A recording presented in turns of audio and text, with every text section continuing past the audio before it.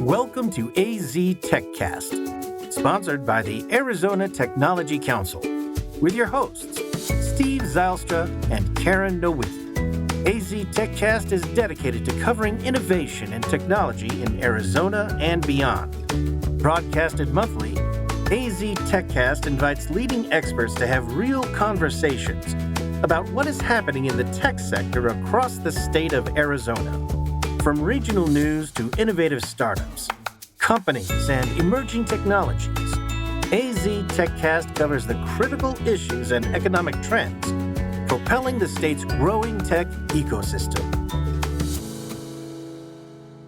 Hello and welcome to the 50th episode of AZ TechCast, woohoo! Where we dive deep into the world of government contracting and government programs. This episode aims to educate Arizona business owners on the differences between state and local government contracts and government programs, specifically SBIR and STTR, which I'm sure we're going to find out more about. The episode also is aimed at helping Arizona business owners understand how government contracts and programs can directly benefit your companies. Joined today with Paisley and myself is our esteemed guests, Lisa Rahuric, Jenny Servo, and Sonia Votnot. Yay! I hope I did that right. Jenny, please tell me I said your last name correctly. You did. Yay! Very good. Well, we are going to uncover these contracts and programs, finding out what they mean, what options are best for different businesses and the different types of businesses, verticals, industries, and how you can put together as a business a great proposal and what that means once you receive one of these contracts or programs.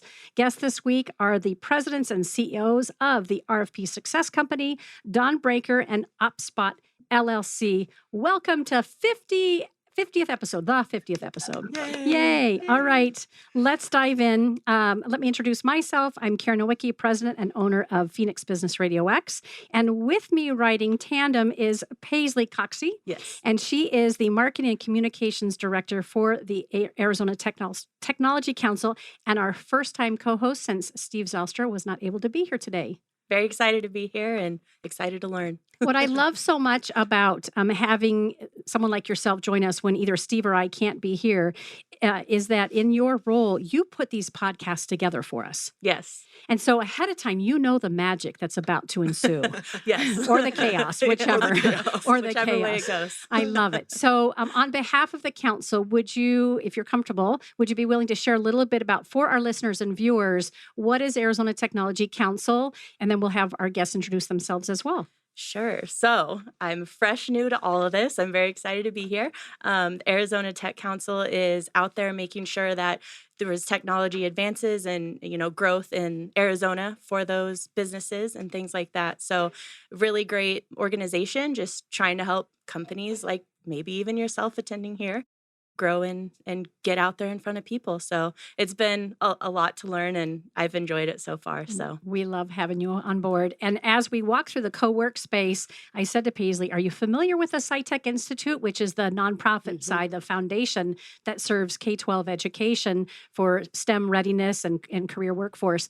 And she said, I'm not too familiar yet. And I said, well, they all live right here and the whole team is here. There's about 8 to 10 teammates and a couple of offices. We get to walk past your team, the extension of your team on our way to the studio. So thank you for the great introduction. And now I'd love to turn it over to our panelists and have each of you take a few moments to introduce yourself, the role in which you play, and the company that you represent, a little bit about all of that.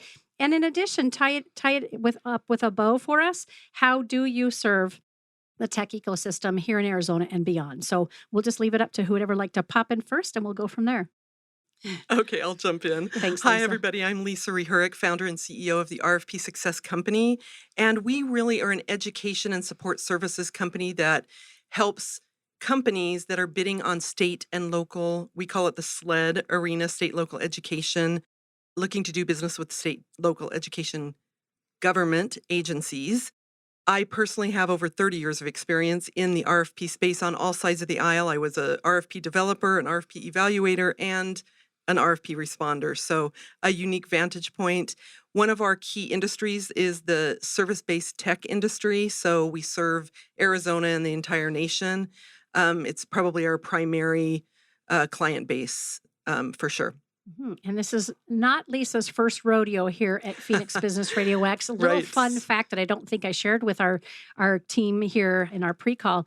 Lisa was one of my first clients. We've been dear friends for Yes. years. When I started Business Radio X almost 7 years ago, I said, Lisa, I'm doing this thing. Actually, you were the catalyst to say, go for it. Even Yes. before I made the decision to open the business. And then we created her podcast, which she Yep. did with us for, I think, about a year. Yes. And you've continued to do a version of that on your own with your own team. Yes, it's on hiatus right now, but we've been running for quite a few years, four or 5 A years. long time Yeah. and very successfully. Yes. And I was opening the door to give us some a little bit more air since we have a crowded house today. Did you also mention your role on the Tech Council? Oh, I am a board member on the Tech Council. Thank you for that reminder. Brand new board Yes, brand member. new board member. So Awesome. yes. Yay. Yay. Thank you. Great introduction. Yes, So thanks. Jenny and Sonia, who would like to go next? Okay, so I'm Sonia Vohnot. I am president and CEO of OpSpot, and I help the small businesses and the startups go after non-diluted funding. So we help them from having an idea, finding an opportunity, or helping them create it, guide them through the proposal process, help them with submissions, and then once they win, help them with the commercialization strategies. So that's kind of in a nutshell where our company is doing in terms of the entrepreneurship ecosystem. I'm involved in various aspects. I'm a member of the Tech Council. I'm not a board member, but I'm a Not member. yet. And then I'm also a member of several of the state organizations, the Arizona Commerce Authority. I'm also supporting the entrepreneurs through the Tech Transfer, Tech Launch Arizona, and I'm also a mentor and coach over at the incubator at the University of Arizona Center for Innovation. So I take quite a bit of pride supporting the entrepreneurs locally. I'm also helping at the state level. I occasionally work with SBA, supporting a lot of their efforts and being a reviewer, also with NASA and other organizations, and recently also helping the Montana State University entrepreneurs. So that's how I stay engaged. Do you ladies sleep? Do you ever rest? Right? Just Thank a you. little. Great introduction. Jenny, how about you? Hi, so my name's Jenny Servo, and I'm actually based in Rochester, New York. That's why I'm not in the studio today. But recently I was visiting Arizona. I've been to Arizona many times, but what drew me there this time was the Center of Excellence, the DHS Center of Excellence at Arizona State University. And so let me tell you a little bit about Dawnbreaker, and then I'll go back to my visit to Arizona. So Dawnbreaker has been in existence for 32 years. My two sons call it my third child because the affinity one has for their business is very much like that. We have 33 employees. Some of them are business strategists, others are market researchers, and then I have a marketing communication department. And our specialty has been in the SBIR, STTR arena for many years, and we position ourselves as the commercialization company. Commercialization means bringing the technology to market. So it starts at the beginning with proposals and writing proposals, but then once they win an award, they need to figure out the strategy to bring that technology to market because it takes a lot to do that. So that's our sweet spot is that. And right now we work with the Department of Homeland Security with Phase 2 awardees. We work with NSF with Phase 1 awardees. We work with DOE with Phase 0. And we also do work for the Navy. So why was I in Arizona?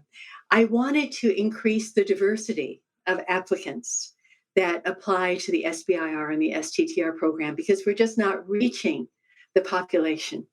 And so Arizona, largest university in the country, ASU, so many engineers, such diversity in the student body.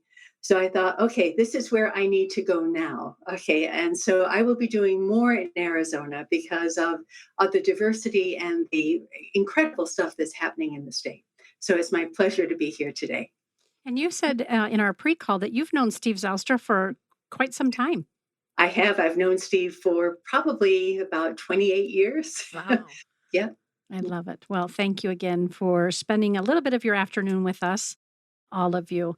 So Paisley, we're going to have you ask our first question, and then Let's she and I go. are going to kind of tag team. And then midway, we'll take a little break. Can I bug you a second here before you start? I want to add something. I met Jenny like probably close to 20 years ago when I used to work with one of the startup companies. And I took her program probably about 7 times. And it's Oh, wow. probably one of the best programs out there. I have to credit her for a lot of what I know. I really, really appreciate it. So Awesome. for Love me, that. it's such an Wow. honor to be here chatting and helping others listen to what we know. But a lot of what I know, I have learned from Jenny and her organization. So I just wanted to mention that. I am That's awesome. so thank you. glad you took initiative. Sonia. Thank you. I really would have been sad had that been in the after show glow and Yes. not on air. Oh, no, Thank you for and taking a moment to do that. I was in a hurry coming here, but I forgot to bring a book that they wrote. That it is Oh, wow. a business plan, and it goes hand in hand with a lot of what they do, and a lot of it is just so good back then and still today. Awesome. So Nice. That's amazing. Thank you. So good. Love it. Okay. Well, excited to learn more. all right.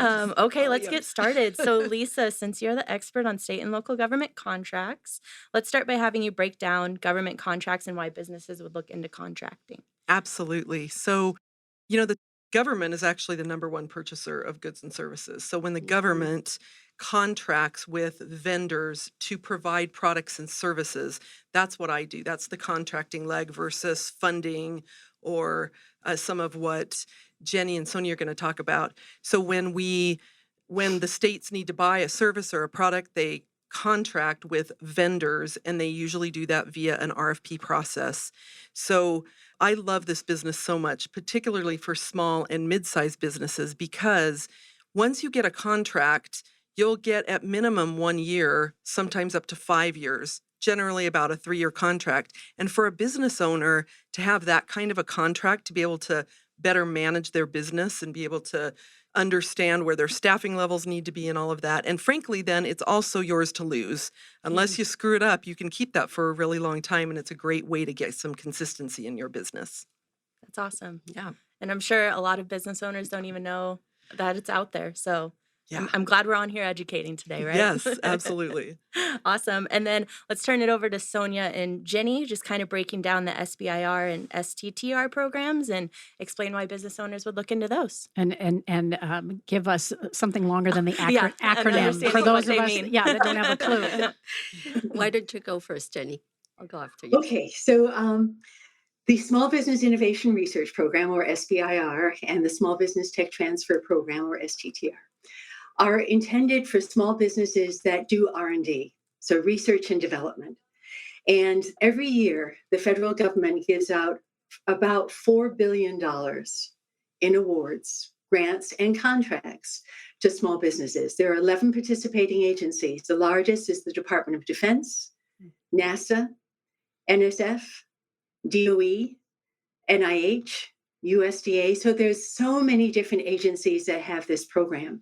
And it is ideal for companies that can solve a government problem and do R&D in particular. So that would be just a brief introduction, and I'll turn it over to Sonia, and we'll continue talking. Okay, so thank you for then spelling out the acronyms.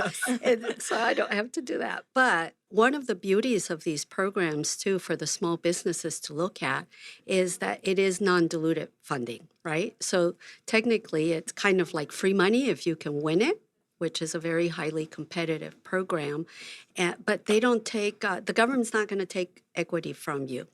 They might request to have access to the technology, but there's ways to work around so that you could still make money selling to the largest organization in the world, right? But so it's non-diluted. It's targeted for the small businesses, so you're not competing against the big prime contractors like Raytheon's or Boeing's of the world. So at least it's earmarked for the small business. But also you'll have some protection to your data after you're done there. And then after, if you prove your concept, it's a phase program, which we could talk a little bit more later. But once you have proven that the technology, as Jenny mentioned, it's about doing research, proving that your technology works, that you have something that's good for the government, in the case of DoD, being our war fighters, for instance. But then you become sole source, right? Which means they will have to approach you first before buying the product. So if you prove that your stuff works and you have a good product, most likely the government's going to come to you first. So it's a good deal, but it's competitive, right? We can talk a little bit more about that later. Awesome. Okay.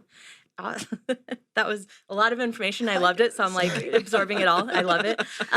Okay. So then I know you guys are talking about a little bit different things here, but just in general, when businesses are looking to take advantage of these programs and these contracts, where do they start? You know, that's always the question. So I'm sure you could talk about that for hours, but let's start with you, Lisa. Yeah, and you know what's interesting too is we had a conversation before this a couple of days ago for all of us to introduce each other. And, you know, they're doing things that I know nothing about. And in the world of government contracting and government funding, there is so much to know. So the first thing I would say is really figure out who you want to be serving. Is the federal government, is it, and what are you offer? Like, what is your solution and who is going to value that solution? And from there, then you can look at, you know, federal funding, federal programs, state government contracting. What is all of that? There's a lot to move through. And if you don't know who your target is, then you're going to get mixed up. We see so many people, for example, in the federal contracting space, there's certifications around 8A and GSA and all of that. And we have people that pour their heart and soul and time into this type of a program, and they don't know anything about it. And the 8A in particular, there's like a runway, and when you're done, you're done. You can't reapply or anything. So you don't want to waste your time. You don't want to waste your resources. If it's state government contracting, what I would say is start with your home state and learn about them.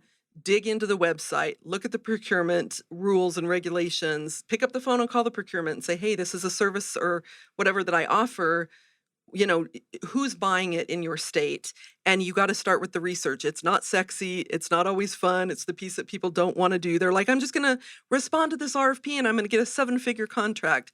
It doesn't work that way. So dig in, pick one state. Don't say you're going to do them all, and go to work gathering market intelligence. Awesome. Lisa, does the RFP Success Company help people navigate that very beginning starting point, or do you really expect them to come in kind of having that down already? Great question. Yeah, we do have a consulting, it's called our Play to Win Consult, and they come in if they're looking to break into state government or if they're already doing it, and we work with them to develop their game plan for that. Excellent. Yes. And then the second piece of that question is, how often does a company come in and they think they're starting here because they've already done that, and your team of experts says, okay, hang on, I think we need to back up a little bit and do some redirecting? Often, because we'll get clients that come to us with an RFP and they'll say, we can do all of this, and about a week and a half in, they're like, oh, wait, we didn't really read the RFP and we can't do everything. And so then we have to back up and say, all right, well, let's figure out this piece for you before we jump in to the next RFP. Which is why it's so important to have a company like yours side saddle Yes, and run in tandem with a company that really wants to win these bids. Yep, 100%. Okay. If they don't have a professional proposal team that knows what they're doing, we basically become your outsourced team to help with all of that. Yeah. Okay. So thank you for that. Yeah. And I have a quick question too. Yes. With all of this, is it have to be startup companies? Can it be companies that have been around for years? So We generally are looking for companies that are already established. Yep. awesome. And is that kind of the most common that would apply for those, or is it across the board? I think more of the startups are going to be in Jenny and Sonia's court, where they're looking for funds to figure out, you know, what they can bring to the government. Okay. Most state government RFPs are going to look for experience in government. So they've got to have something somewhere. Makes sense. Yep. Okay. And then how about with you guys? Where do people start? They got to get going and. Well, that's a good question. When I had, and it varies, depends on what kind of company you have. So for a service company, The first time I went to was the local SBDC or SBA office, and they'd help me, with a lot of how to learn how to ask for money with the banks, how to write a business plan, how to get that money. But when I started in the startup world, that was a different beast. And so it's how to write a technical proposal, how to use the scientific method to do it. And so I worked with a lot of the experts with the SBDC, but I also work with experts at the universities. And then, once we won, was having access through the government programs to back then companies like Dawnbreaker and other consultants. But basically, we've all heard the saying, it takes a village, and it really does. And you have to be able to navigate and find out who's who does what services are available for free, what services you might have to pay for, like for consultants. But yeah, that's kind of what I would recommend is go local, go to the universities, and find out how they can help you. Awesome. And Jenny, anything to add on your end? Yes. So one of the things that's confusing to people is that the SBIR and the STTR program all use RFPs. Okay. So they all have requests for proposals. They all come out at different times. Sometimes some agencies have them multiple times during a year, some just once. And so trying to figure out what do these different agencies do and when can I bid? Okay, because they don't accept unsolicited proposals. It has to be in response to a solicitation. So I think the best place to start is sbir.gov, which is an SBA website. And on there, it has tutorials, and it has tutorials on everything. Okay, what is the SBIR STTR program? If I wanted to know about DoD, like Navy in particular, can I find a little tutorial on that? You can. And then if I want to protect my SBIR data rights, how do I do that? So SBIR.gov is a good place to find a lot of information all at one time. But trying to figure out when you can engage is a challenge. Makes sense. Yeah. Awesome. Yeah, then you have to go to the individual agencies or to other experts to find out, because and right now, it's just like in a state of flux. Everything is changing. And so what you thought was, that you knew it, you have to read the RFP, the solicitation, because you thought you knew it, and then they change it. It says 20 pages, now it's 15, then it's maybe 5 plus a PowerPoint presentation. It's this amount of money versus that amount of money, and the date that it's due, the time that it's due can vary by your location or by Eastern, so it's very overwhelming. It is. And even just overwhelming, even as we're talking, I'm thinking, oh my gosh, this whole ecosystem is so overwhelming, because back to what I was saying before, you guys are dealing with something completely different than what I deal with. It's still RFPs that they write or that they have to respond to win this money. But I don't even know very much about what Jenny and Sonia know about. So we know it's confusing. There's a lot out there. And that's why I say, figure out where to start small. I would love it if my RFP responses were 5 or 10 or 15 pages. We're like 50 to 100 to 200 pages of the response. So they can be rather big and arduous. Wow. That's a lot. It's a lot. Awesome. And then, Sonia, do you want to share just kind of how your business can help other people navigate that whole process of getting started with finding these STTR? SBIR. LMNOP, Well, yeah. So Jenny mentioned the SBIR.gov. So that's one place. Sometimes it's a little bit behind. Depends on what solicitations or who's winning, and the agencies will give the information later. So it's a little bit more difficult to navigate, or it would not be complete if I would just say go there looking for opportunities. So I would teach them depends on what technology they have. If they've got something medical, maybe to do the National Science Foundation or NSF and NIH and possibly maybe through the DoD, because they have medical research labs too. And so depends on the customer and their startup innovation, what it is that they're doing.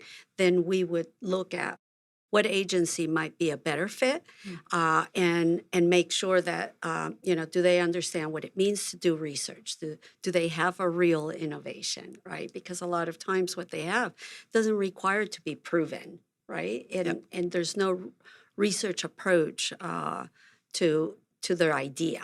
And so we go through that process. I have consultants in many areas, many fields, many of them with PhDs. And so depends on the area they're working with. I'll form a team, and we work together identifying the best fit and helping them also verify if there's a market need, right? Oh, what a novel idea. You mean we'd have to know that there's a need for it in the Well, market before we believe- launched? I'm say that obviously tongue in cheek. Yeah. But believe it or not, especially when I you're do. dealing with startups that come out from a university environment, a lot of the times they have a brilliant idea, Yes. but there's not a customer need Yep. or a market need. And so Yet. it's but right now is when they need the It's money, true. right? And Yeah. so it's just like getting them ready. And we do a little bit of an assessment. Do they have a good idea? Is there a market fit? What about their team, right? Because a lot of times they don't have a complete team. It's a company of one, right? And so having also been a reviewer for many of these agencies, we have to make the government think as if they were investors, right? And so if I were to give money to this company, are they going to be able to deliver? Mhm. And so that's how I work with them to prepare them to have a better chance to win. I've known Lisa for years, which is fun and we met through business. And that last little piece that you've just shared really is something that I hear Lisa say quite a bit. When you're helping people go through and prepare to respond to a proposal, Yep. it really is about the storytelling, isn't it? And being able to, much Yes. like Sonia has just described, paint that picture for them so they can see you as the vendor and or the person that's going to do the job for them. Yeah, 100%. I mean, in our, again, we're helping companies bid on something that the government says they need now, right? We've got cloud or ERP services. We need a company that can come in and do that for us.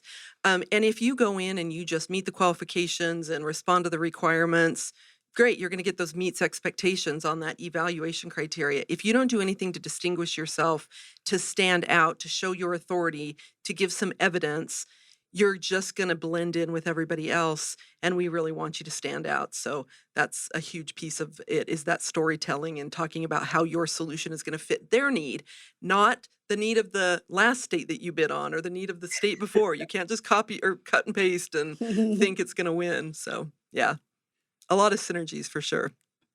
Yeah, so in our work with new applicants, we do the DOE Phase Zero program. And what that is for companies who have never submitted an application to DOE.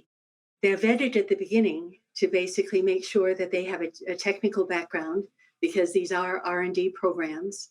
And then we ask them what topic they're looking to respond to make sure that they've looked at the solicitation, because a lot of times they haven't.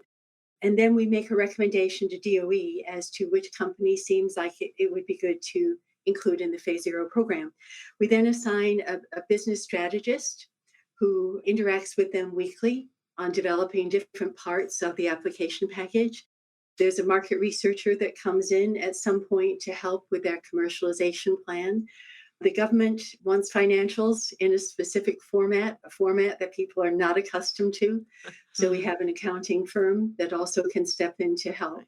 So that's what we do with DOE Phase Zero. Now with DHS, which is a new program, they're looking to leverage state services, which is why I came to Arizona. Okay, they're looking to leverage the SBDCs, leverage the Apex accelerators. And so we're going to be doing some train the trainer for SBDCs and Apex accelerators around the country to increase the likelihood that they can help with DHS proposals. Because DHS is a small program.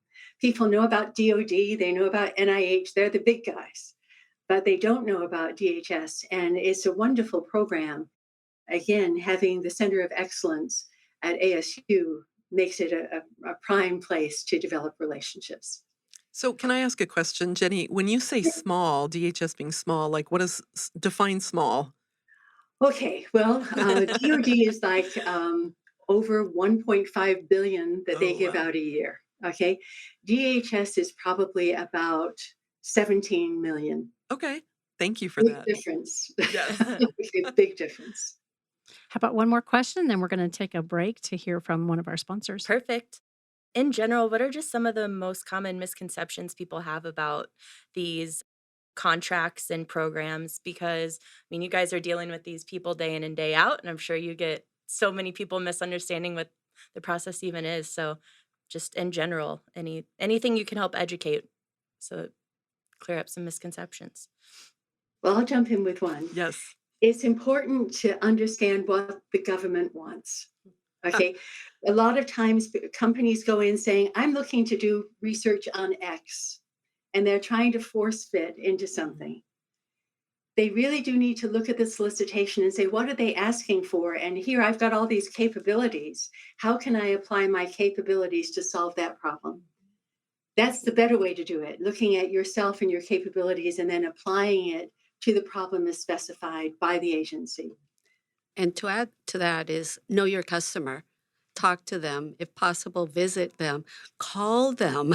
A lot of times it's like they think, oh, I have a solution. But, if you speak to the authors of these topics or solicitations, it's like you get to know them and know what is the real motivation behind why they need something. And then you can write the story, yes. right? And Yes. and thread it along the proposal, right? So that each section ties into the next, understands that why, Yeah. the why they need something, and to tell your story and to write it with that theme in Yep. mind is just so important. But there's two kind of misconceptions, but they kind of are contradictory to each other, Ah, right? It's like it's hard to work with the government, but Hmm. yes, it is hard to get in. But once you get in yes. and you have the right help and assistance and you start doing it, it is an excellent customer. So there's, so I think, if you could break through and get, learn how to do it and start winning these things, you're going to have a really good customer. But breaking through that first initial couple times, maybe. So it is hard, but at the same time, it's really good. Yes. I mirror all of what both of them said, and I agree it's hard.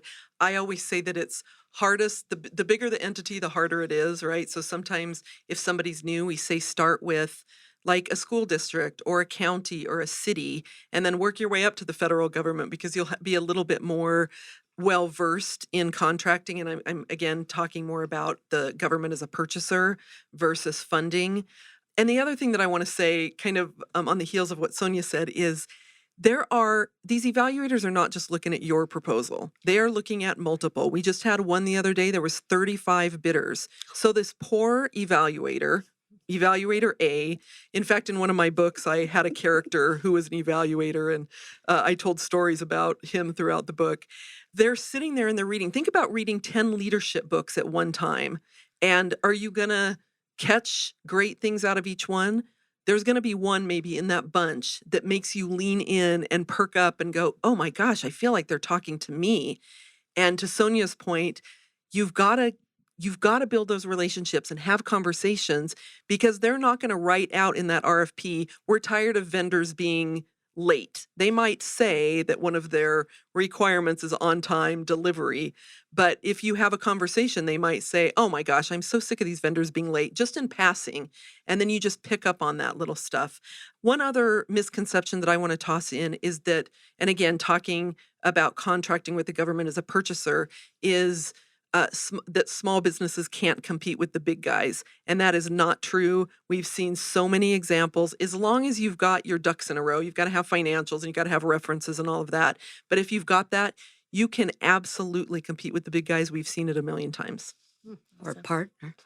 Yes. Partner Yes. Or too. partner. Absolutely. Speak to that just a bit. For our listeners and viewers, what do you mean by that? Okay, so in the case, I'm going to pick on the DoD, the Department of Defense, Many times when they come out with a solicitation, they need an innovation. But guess what? In order for you to be able to transition that innovation, meaning commercialize that innovation, it has to be integrated into maybe Lockheed Martin's F-35. And how are you going to be able to do that? Partnering up with Lockheed Martin or possibly with their tier suppliers, depends on where your innovation fits. So you need to know where your innovation goes, how to integrate it, and to know that you need to get the requirements. And to get the requirements, you have to team with them. And so that's what I mean, partner. And so, you might not be the big Lockheed Martin, but you will be transitioning your technology. Would it also be safe to say you might not be the whole solution? However, you're a critical part of it, and finding a partner to run with and to introduce yourselves that way would be a strategy. Yeah. I think that's a great way to say it. And then you kind of, in my world, if you want to get into state government contracting and you don't have any of that experience, partnering with somebody, with a bigger firm that does, you've got to have a unique solution, something that they need. But that's a great way to get that experience for future. Awesome. I want to give a shout out to Arizona Technology Council right now around this topic. Again, this is our 50th episode, so I have had an opportunity every single month for 50 months to listen in on these conversations. And when someone like Paisley is here, or Steve, or Leslie, or some of the folks who have been fortunate enough to represent the council, it's these very topics, these partnerships, these alignments, these opportunities to connect in a really deep and long-lasting way that if you're not already a member of the council, this is one of many reasons why you should be, because you will find a team of advocates, both at the state and national level when it comes to lobbying, bringing big business into Arizona, and for our smaller business owners, however you're going to define that, right? Or our researchers, our inventors, whoever it is, then when you're part of the council and you get to know this team, they're going to be helping you know who to connect with so that your business grows and expands. Agreed. Excellent. Definitely. And along that note, I want to thank the Arizona Commerce Authority as well, who is also here to advocate for our success. And they are the 2024 premier sponsor for the AZ TechCast podcast. Arizona Commerce Authority is the state's leading economic development organization with a streamlined mission to grow and strengthen Arizona's economy. Let's hear from them. Our streamlined, pro-business approach helps you achieve more by putting less between you and future success. Less red tape, lower taxes, less distance separating you from the tech leaders of tomorrow. This innovative ecosystem will supply your business with tools and resources to compete in the 21st century and beyond. But your future is more than just business success. In Arizona, the lifestyle you want is at your fingertips. Explore cities known for their Southwest heritage and modern vision. Enjoy beautiful scenery and endless outdoor activities on land, water, or snow. And if you're looking for a little friendly competition, we've got plenty of teams to choose from. With constant sunshine, vibrant culture, and natural wonder, Arizona provides a style of living that's entirely unique. People from all over the world call our state home. From student leaders who fill the classrooms of our top-ranked universities, to a skilled and abundant workforce that's ready for what's next. To the neighbors, friends, and peers we interact with daily, Arizonans are united by a pioneering spirit that moves us forward. So as you look to the future, know that it's filled with the perfect balance of innovation and high-quality living that makes life better here.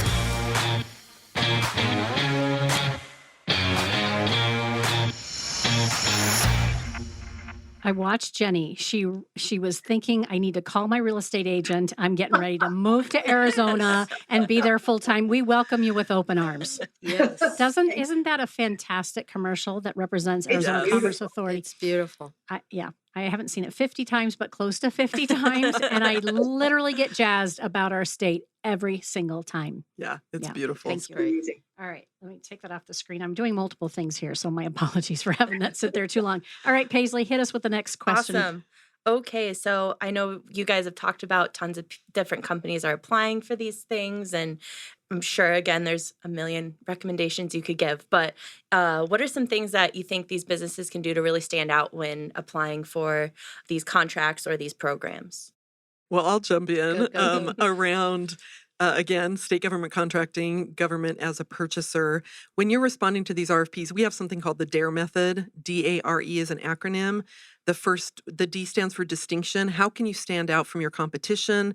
That means you've got to know your competition. You've got to do competitor profiles. You've got to understand them so that you can know what your value is over and above those competitors.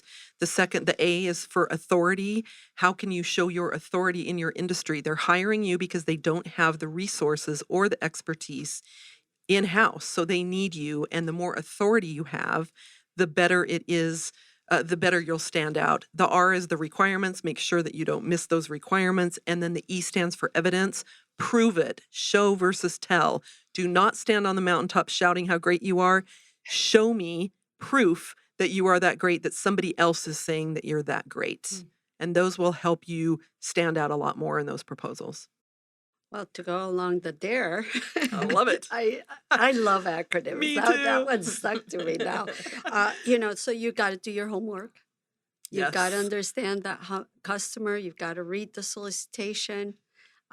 Read it from top to bottom. Read it. Read it. Read it. And read it again. Did we say read it? And start early. Yeah. Don't expect. I mean, I turn down helping people because they come to me 2 weeks before something's due, and they expect me to help them win or to help them write a proposal. It's like, heck no. No. And then they wash their hands. They don't take responsibility in reading the solicitation, right? They figure that we're responsible, but ultimately they are, right? And so I Yes. think, and it goes well with what you said, and it will help you craft that story correctly. I Yep. really like your acronym. Thank you. It's for dare to stand out. If I didn't say that, I think I just said dare, but Yeah. dare to stand out. Dare So to stand yes. out. I love it. Thank And you. before Jenny goes, I'm just going to piggyback there. We also get those people. We actually got somebody the other day. It's like, this is due in 4 days. You can't write it. We can't write it. There is no way. And they'll be like, we'll pay you more money. Ooh, enticing, but no, absolutely not. Please read it. Also, please make sure that your legal team, whoever that is paying attention to the terms and conditions, because you don't want that to bite you in the butt. So, sorry, Yeah. Jenny. Oh, that's okay. Well, going along with what Sonia was saying about solicitations are complex. Yes. They are filled with all the things that you need to do. So it is so important that you really do read the solicitation very carefully. The other thing is to submit an application to most agencies. You have to have registered Oh, with yes. many organizations such as SAM, the Systems for Award Management, and it takes time to do that. So you can't do things quickly. You've got to line that up. But in terms of what makes someone stand out, because these are R&D projects, what we see is the biggest problem that companies have is they don't understand what a technical objective is, and they don't work on their work plan. They have to demonstrate how they're going to test their hypothesis. Yes. Who's going to do it? When are they going to do it? Where are they going to do it? They have to provide all that level of detail. That's the stumbling block for so many people. And you got to think too, the ones that want to rush it, are they really in it, right? So I'm sure you guys get that more than They make mistakes. They Yeah. make mistakes, but I feel like those are the ones that are like they want to take a pill and wake up 20 pounds Yeah. lighter, right? Like you can't just respond to something like that came across your desk a week ago. It's due in 10 days. I'm going to respond and I'm going to get the $7 million contract. It doesn't work that way. All of that upfront information and all of that research gathering and market intelligence is so important. If you want to have, in the RFP space, in my world, 20% is the industry average win rate. 20%. Like, who is okay putting all of that time and resource and money, energy into winning 20%? Yuck. right? So if you want to get into the 70 and 80% win rates, you've got to be doing everything that all three of us are talking about. You have to do that. If you don't want to do it, if you don't want to put the energy into that, if you don't want to do the hard work and the non-sexy stuff, get out, go do something else. Not Well, to be. going along with what you just said, Lisa, it's really important when someone starts down this path to figure out where they're going to get the time. Yes. How are they going to Yes. squeeze that out? Is it early in the morning? Is it the weekend? And then there's support network. Let's assume that someone's married with children. Right. You got to talk with your family and in your social network to make sure that you can get all this stuff done. Maybe there's a wedding coming up, or maybe there's some other thing coming up. You've got to plan your time. Agreed. Yes. Planning. Along with that line of responses and guidance, do businesses give up too soon? I want to go back to something that Lisa had said earlier around, the longevity. And I think, Sonia, you mentioned it too. Once you're in and you're in relationship and you are the vendor and the provider, as long as it's yours to lose, I think is what you said, Yeah. Lisa, right? So what am I trying to say? Well, I think, do people give up too soon because it's too hard on the front end and they don't get that reward on the back end? Is that where you're going with that? It is, because I know just in life, especially when we're kind of the I need it right now kind of instant gratification. And this could be a long game. Yeah. So do folks give up too soon? And to what Jenny just said a second ago, really like carve out the time, make the time, because it's so worth it beneficially for you when you have these longer term contracts that really takes care of, you don't have to go look for that next client over and over and over again. Yeah, 100%. And, we always tell people in state government is that most of the time, let me caveat with that, they pay on time, right? Most of the time, with the exception of something like COVID, they're recession proof-ish, right? So there's so many beautiful, wonderful things about contracting with the state government and to what Jenny and Sonia do in getting these funds and working with the federal government. There's just a lot of benefits to that. But it's with anything with our businesses. I mean, any kind of business development that you're going to do, you still got to do your homework, got to do marketing or whatever. It just replaces some of that. Mm-hmm. But yeah, stay in it if this is really an avenue that you want to go down in your business. Yeah. Well, related to that, I think it's hard to be a small business. It is. You don't have a regular paycheck Mm-mm. unless you go after something that is going to give you the semblance of that. Yep. Yeah. So one thing we didn't talk about are the size of the SBIRS TTR awards. On average, and they do vary a lot. Phase 1 is 6 to 9 months, 250,000 for concept development. Nice. Phase 2 is 1 to 1.25 million Wow. for 2 years of prototype development. And then you can get more awards afterwards. So it is worth the investment of time to do it right. And the win rate's about the same, 15 to 20%. So most of the time you're going to lose, okay? But you can learn from the reviewers, and people get very upset with the reviewers' comments. Oh, they didn't understand me. They didn't understand this.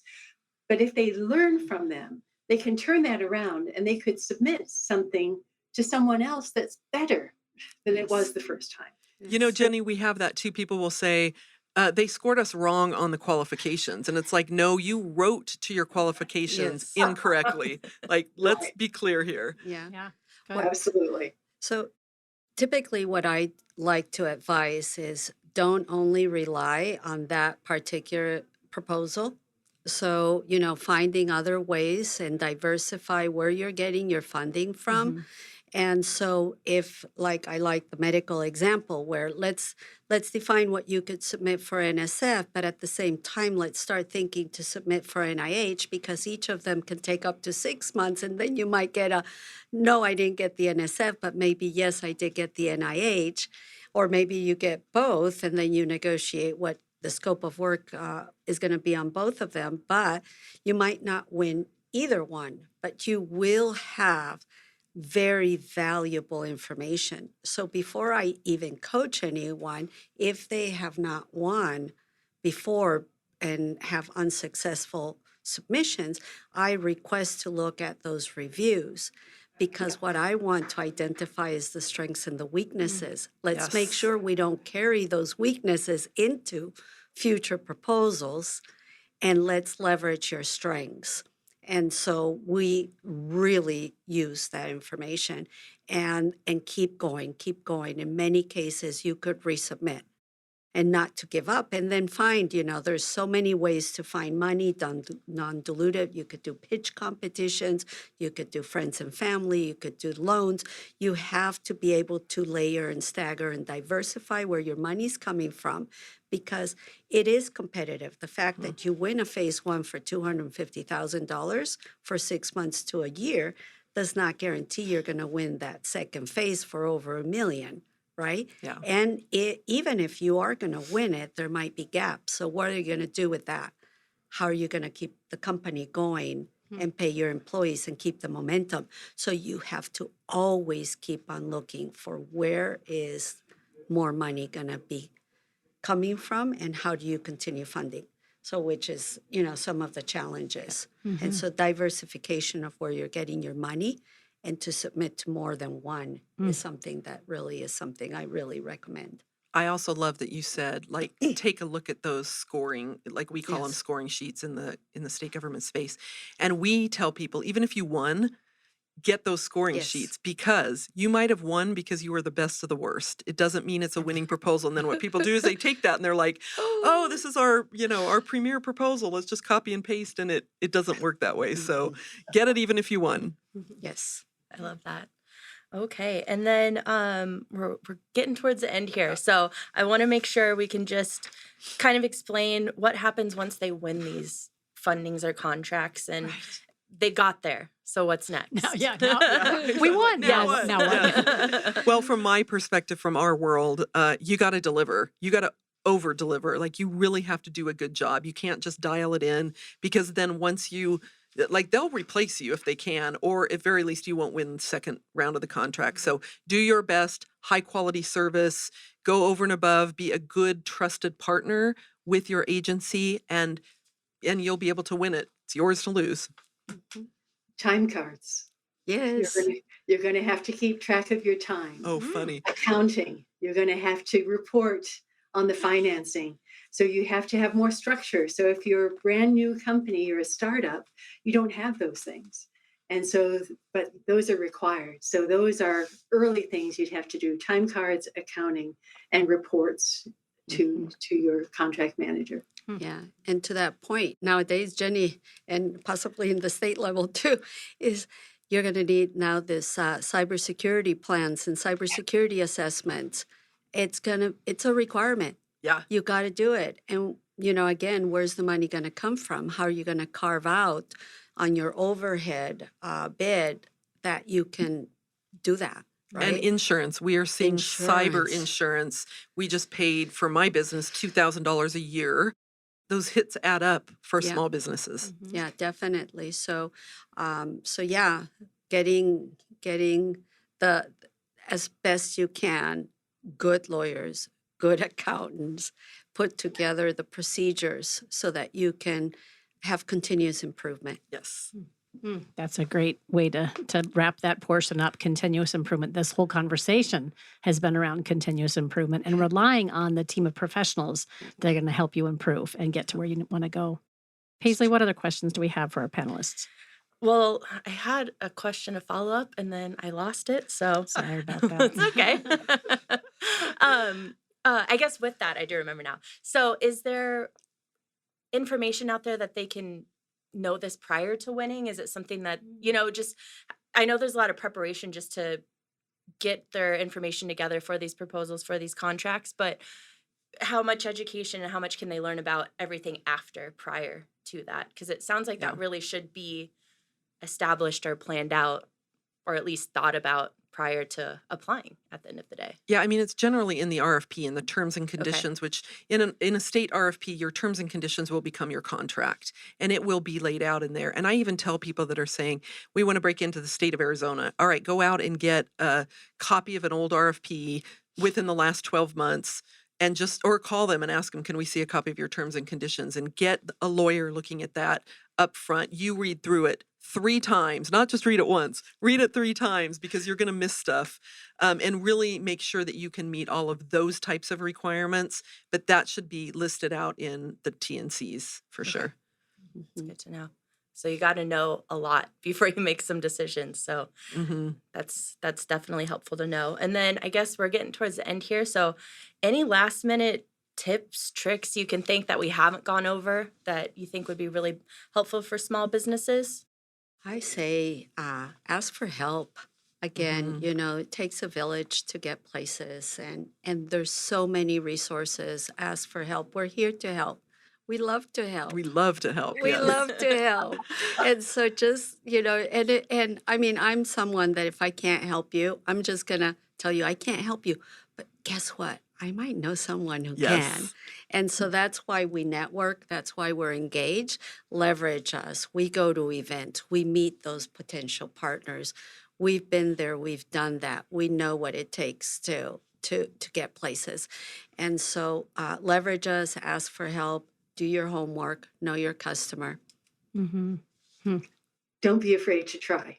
Oh, Yes. that's Right. That's a good one. Yes, Hey, yes. being in business is all about trying and yes. figuring it out, staying curious and bumping up against those obstacles and those hurdles and smashing through them when we can. Yeah. Yeah. Yeah.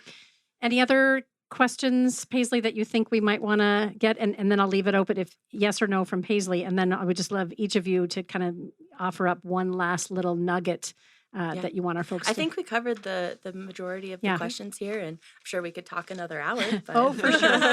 It always feels that way. So Yeah, let's just do like this. that. Let's just do it kind of a quick round. Doesn't have to be fast and furious, but either a recap or a summary, something that you heard from one of the other panelists that really want to highlight, or something that you want to make sure our listeners and viewers are left with before we close.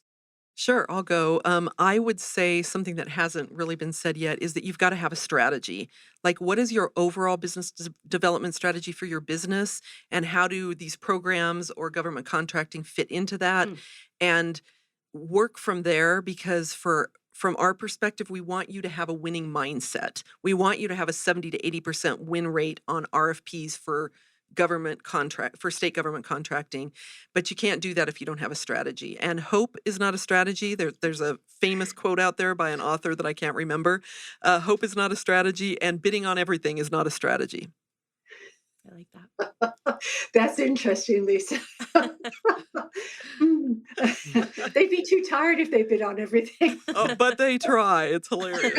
And then it becomes True. cookie cutter, right? And then they wonder why Yes. they're not. Yeah. Jenny, how about you? Don't be afraid to reach out to the federal government. I think some people are afraid. Like there's the opportunity to ask questions of the topic authors. And the questions relate to the topic. It's not the opportunity to tell them about yourself or try and pitch yourself, but to ask them questions so you can respond appropriately. But I think a lot of people are afraid to reach out to the federal government because it's the federal government. There's no need to be afraid. No, Love that. they want to help too. I'd say stay focused. Don't be all over the place, especially, for your company based on your strategy. At least to start, focus, and don't try to do everything for everyone. Focus on your proposal, focus on your strategy, and even for investors, they want to make sure that you're going to stay focused and deliver on what you're doing. The same thing here. One of the number one reasons companies fail or startups fail is because they're not focused. And so I think at least to start out, let's focus, let's get that money, ask for help, leverage your network, stay engaged, and don't give up too soon. Great. So it isn't often that we have a LinkedIn, somebody who's viewing the show, leave comments. They're always open and welcome to. And I want to thank, it's an anonymous listener viewer. But I love this because, again, this is the 50th episode, and we're very proud and excited about that. And this listener and viewer says, great conversation, very informative. Kudos to this powerhouse group of knowledgeable women. Yeah. Yay! So a wonderful celebration. Again, thank you, each of you, for bringing your A game today, your wisdom, expertise, and your just beautiful advice and guidance. Really, that's really what you're here to do. So in our show notes, once this has been published, we'll have how folks can stay in contact with you and can reach out to your organizations or you specifically. And Paisley, just really a great Yes. conversation today. You're the one who pulled this together for us and did so beautifully in your first time role with that. Yeah, great So job. let's go. Let's do the next 50 together, right? I mean, I'm not Perfect. cutting Steve out. He can come host with me, but I'd love to see you continue this great work. Again, you've been listening to AZ TechCast, brought to you by Phoenix. Hello, I know who I am, Phoenix Business Radio X. And today's AZ TechCast has been brought to you by the Arizona Commerce Authority, the state's leading economic development organization with a streamlined mission to grow and strengthen Arizona's economy.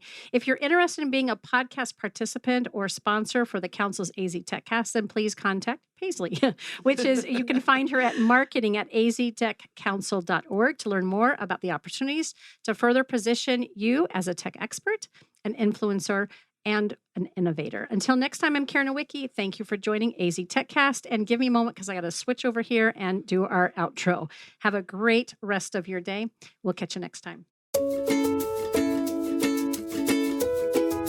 Thank you for joining us for this episode of AZ TechCast with Arizona Technology Council, featuring leading tech and business experts that help influence and shape our great state and the industries they serve.